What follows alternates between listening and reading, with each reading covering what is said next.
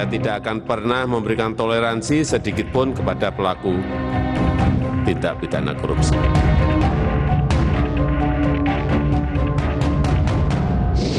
Saudara, bagaimana sebenarnya sepak terjang seorang Syahrul Yassin Limpo, Menteri Pertanian yang baru saja mengundurkan diri, yang juga pernah menjabat sebagai Gubernur Sulawesi Selatan selama 2 periode.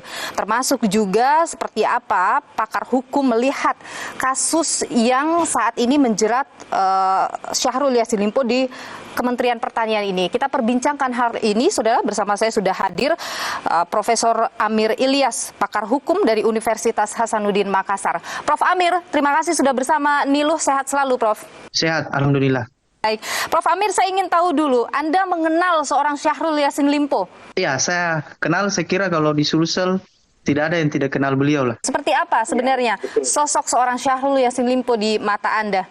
Selama ini beliau dikenal di fakultas atau alumni banyak membantu kegiatan-kegiatan atau mensupport program-program yang ada di maupun di akademis kami di fakultas maupun kegiatan-kegiatan ikatan alumni yang ada di Fakultas Hukum Universitas Hasanuddin. Syahrul ini punya pengaruh besar di Sulawesi Selatan, Prof. Pasti dia punya pengaruh dan dia adalah tokoh di Sulsel karena tidak gampang untuk berkiprah di tingkat nasional, walaupun kemarin juga waktu proses pileg beliau tidak lolos, juga mengagetkan karena beliau adalah 2 kali gubernur tapi tidak lolos di pemilihan legislatif. Baik, sekarang kita lihat Syahrul Yassin Limpo tersandung kasus di KPK, di Kementerian Pertanian. Yang menarik sebenarnya dalam peristiwa ini adalah KPK ini kan sudah melakukan penggeledahan